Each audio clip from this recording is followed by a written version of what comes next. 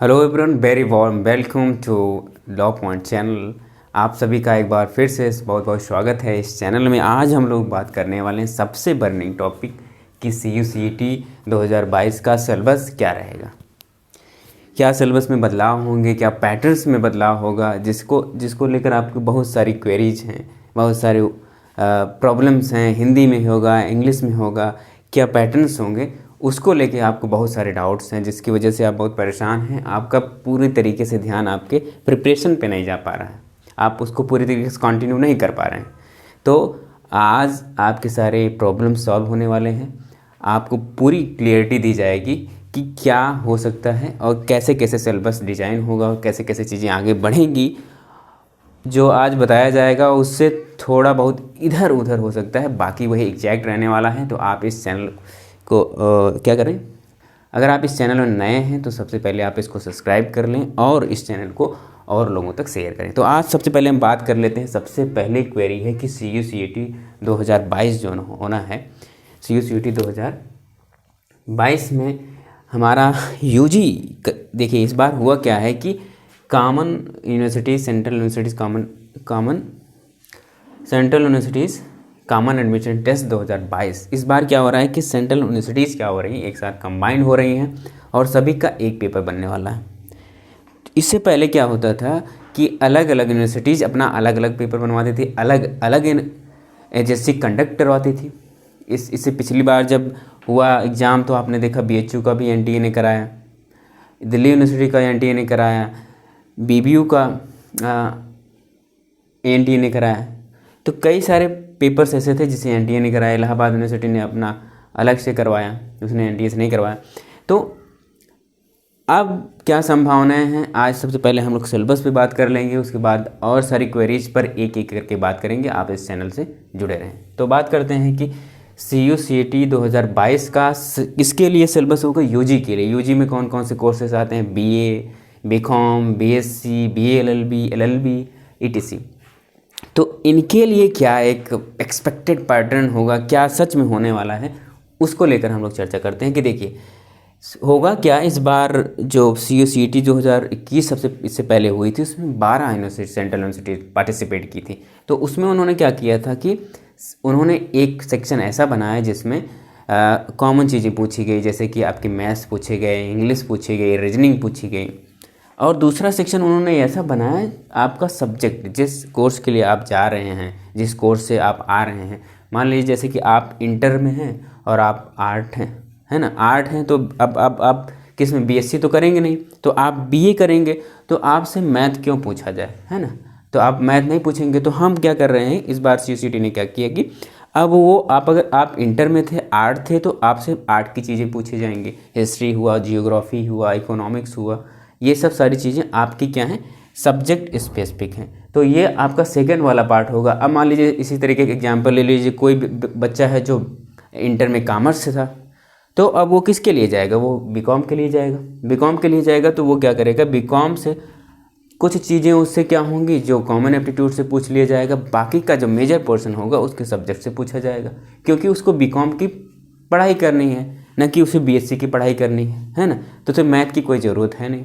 तो उसी तरीके का अगर BSc का कोई बंदा है जो इस बार CU/CET में शामिल होने जा रहा है, तो उससे क्या पूछेंगे। अब उससे तो क्या हो, GS तो पूछेंगे नहीं, फिजिक्स में। अब उससे क्या पूछा जाएगा, फिजिक्स पूछा जाएगा, केमिस्ट्री पूछी जाएगी, मैथ्स से पूछा जाएगा, है ना। बायोलॉजी का है तो बायोलॉजी से पूछी जाएगी। तो उस सब्जेक्ट से, ताकि वो बच्चा आगे उसी किस एरिया में बढ़ सके, तो और उसी से पूछा जाए, जो आगे बच्चे के लिए भी बेनिफिट होगा और साथ साथ यूनिवर्सिटीज़ के जो एक स्ट्रक्चर है वो उसी में ढल पाएंगे, आगे चल के बढ़ पाएंगे। आ रही बात समझ। तो होगा क्या, आपसे मान लीजिए जैसे कि अब कुछ कोर्सेज हैं, जैसे कि हम यहाँ देखें कि कॉमन में क्या है, आपके पास क्या हुआ, GS का पोर्शन हो गया, इसमें क्या हो, मैथ्स आ गया आपके पास, और इसमें एक सेक्शन और जुड़ गया इंग्लिश का। ये 3 सेक्शन आपको मिलेंगे, कौन से, कॉमन एप्टीट्यूड में, मतलब कि कॉमन जो कॉमन होने वाला सबके लिए। तो अब लेकिन इसमें देखिए, जैसे कि अगर आप BA के लिए हैं, BSc के लिए हैं और BCom के लिए हैं, तो ये वाला सेक्शन देखिए इस तरीके से रहेगा। अगर आप BA, BSc, बीएससी और बीकॉम के लिए हैं, तो आपके पास कौन सा ये वाला सेक्शन है कि आप क्या कर सकते हैं इस वाले सेक्शन में, जिसमें आपसे 25 नंबर के क्या पूछे जाएंगे, जीएस पूछा जाएगा, मैथ पूछा जाएगा, इंग्लिश पूछी जाएगी। ये किस वाले सेक्शन के लिए है, जिन्होंने बीए बीकॉम और बीएससी के लिए किया। बाकी 75% क्वेश्चन आपसे कहाँ से होंगे, वो आपके कहाँ से होंगे, ये सीधे आपके सब्जेक्ट से होंगे। जैसे कि आप फिजिक्स हो गया, केमिस्ट्री हो गया, मैथ हो गया, बायो हो गया, और फिर मान लीजिए बीए है तो इसमें क्या है, इकोनॉमिक्स हो गई, ठीक है, इसमें जियोग्राफी हो गई, हिस्ट्री हो गई, तो आपसे ये सब चीज़ें। और उसी तरह बीकॉम का है तो वो बीकॉम वाली चीज़ें पूछी जाएंगी, ठीक है। जैसा कि मतलब आपने इंटर में अगर कॉमर्स लिया तो आप कॉमर्स वाली चीज़ें पूछी जाएंगी। तो ये बात समझ में आ गई। तो इनके लिए ये सिलेबस रहने वाला है 25-75 का, ठीक है। इसमें कोई बदलाव होने वाला नहीं। अब अगर मान लीजिए आप क्या हैं, अगर आप बीए एलएलबी और एलएलबी के लिए जा रहे हैं, तो क्या हो सकता है कि देखिए बीए एलएलबी जो है, बीए एलएलबी में हमने जैसे कि क्लैट के कोर्सेस हैं, तो क्लैट में क्या होता है, लीगल पे पूरा फोकस किया जाता है। साथ साथ आपसे इस वाले पोर्शन से भी काफ़ी क्वेश्चन अच्छे खासे आते हैं, लेकिन मेन उद्देश्य रहता है कि आप अब मान लीजिए अगर बीए एलएलबी के लिए जा रहे हैं तो क्या हो सकता है, देखिए बीए एलएलबी के लिए जा रहे हैं तो हो सकता है कि आपसे 50-50 पूछ लिया जाए। 50% किससे हो सकता है, कॉमन एप्टीट्यूड से, और 50% किससे हो सकता है, आपके लीगल एप्टीट्यूड से। ये पोर्शन हो सकता है बीए एलएलबी के लिए कि मतलब 50% आपसे ये यहाँ पूछ लिया जाए कि जीएस, मैथ और इंग्लिश, और 50% जो क्वेश्चन है आपके वो लीगल से पूछ लिए जाए। आ रही बात समझ। या क्या कर सकते हैं, थोड़ा सा अगर हम लोग थोड़ा सा और, लेकिन इस बार लीगल को मतलब कि उतना हम कम अहमियत देने वाले नहीं हैं। अगर क्या थोड़ा सा और कर सकते हैं तो इसमें क्या कर सकते हैं, यहाँ 70% कर सकते हैं और यहाँ 30% कर सकते हैं, ठीक है। कि मतलब लीगल से 30% पूछा जाए और आपसे 70% क्वेश्चन यहाँ से पूछे जाएं। लेकिन ये जो पैटर्न रहा है 30 और 70 का, ये हमेशा बीएचयू का ऐसा पैटर्न रहा है कि वो मैं इस वाले पोर्शन को ज़्यादा अहमियत देते आए हैं। लेकिन इस बार क्या होगा, इस बार जब कंबाइंड हो रही हैं तो दिल्ली यूनिवर्सिटीज़ के जो इस बार पेपर हुए, तो मैं बता रहा हूँ आपको, देखिए इस बार डीयू ने पेपर कराया, उसमें क्या था, डीयू ने जो पेपर कराया दिल्ली यूनिवर्सिटी का, उसमें उन्होंने 100 में से 65 सीधे पूछ लिए थे। किसमें, सीधे 65 क्वेश्चन किसमें से है, आपके लीगल वाली चीज़ से। तो इस बार देखिए अगर होगा, इस बार जो होने वाला है, तो उसमें आपको 50% देखने को मिलेगा या 30% देखने को मिलेगा, लेकिन आपको अल्टीमेटली पढ़ना है। तो आप इस बात के लिए पूरे क्या कर सकते हैं, पूरे अपने मन को बना लीजिए, है ना। आप पूरे डिटरमिनेंट हो जाए, शिद्दत से आप प्रिपरेशन में लग जाइए। तो वही चीज़ें होने वाली हैं एलएलबी के साथ। एलएलबी के साथ भी यही चीज़ें होने वाली। एलएलबी में भी कोई बदलाव नहीं होने वाला, चीज़ें होंगी वही हम जो कह रहे हैं। इसमें भी 50% उस वाले को अहमियत दिया जाएगा सब्जेक्ट स्पेसिफिक, और 50% जो है आपका कॉमन एप्टीट्यूड से जो है, कॉमन जो सबके लिए आने वाला है, जिसमें जीएस, मैथ और इंग्लिश पूछी जाएंगी। तो इसमें 50% हो सकता है या फिर 70-30 का, अगर ये बात बनी तो। लेकिन मुझे नहीं लगता है कि ये 70-30 बनेगा, और हो सकता है इस बार 50 रहे ना। तो आप ये समझ लीजिए कि इस बार क्वेश्चन का थोड़ा बहुत अंतर देखने को, लेकिन आप जितना पहले करते आते थे उतना ही करते। जैसे कि आप सोचिए कि पहले आप डीयू के लिए प्रिपेयर करते थे, ठीक है, तो डीयू में हमेशा जो लीगल के क्वेश्चन हमेशा ज़्यादा थे, कभी भी मैथ के क्वेश्चन ज़्यादा नहीं थे। आप बीएचयू का अलग से प्रिपरेशन करते थे तो उसमें आप देखते थे कि मैथ्स के सेक्शन ज़्यादा होते थे। मैथ के सेक्शन मतलब मैथ की वेटेज भी अच्छी खासी होती थी, जैसा कि हमने बताया कि 30% ही आपको जीएस मिलता था वहाँ से, सॉरी आपको वहाँ लीगल वाला 30% मिलता था। तो आप लगभग हम समझ रहे हैं कि आप समझ गए होंगे 50-50, ये 50-50 और 70-30 वाला किसके लिए है, जो ये बीए एलएलबी के लिए है, बीए एलएलबी के लिए है, और किसके लिए है, एलएलबी के लिए, है ना। बाकी कोर्सों के लिए ये वाला पोर्शन आपका 25-75 ये आपके लिए एकदम एग्जैक्ट है। अब देखिए सबसे बड़ा सवाल आपका है कि सर मीडियम कैसा रहने वाला है, किस लैंग्वेज में होने वाला।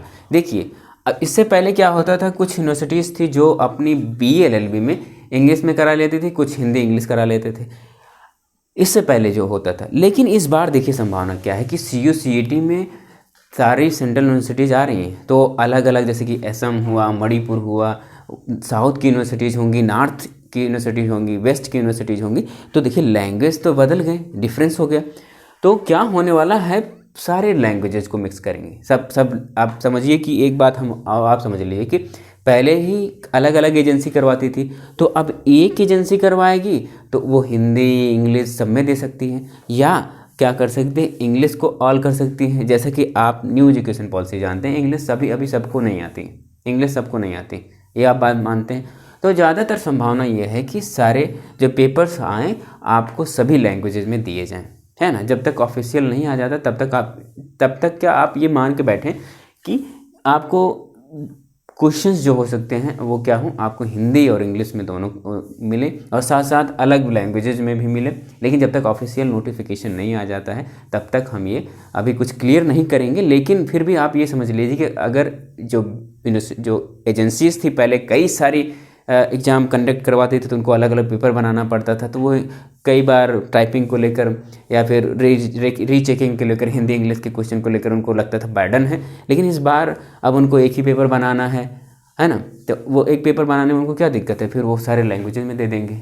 और इस बार आपको एक बार ही पैसे लगाना है एंट्रेंस के एग्ज़ाम के लिए, एक बार ही सिटी विजिट करना है कहीं। हाँ, लेकिन रिस्क ये है कि इस बार आपको पूरी शिद्दत के साथ पूरे अपना एक टाइम टेबल होगा, सिटिंग आवर होगा, उसको मेंटेन करना पड़ेगा। तो आज के लिए बस इतना ही, हम मिलेंगे आपके साथ अगली वीडियो में।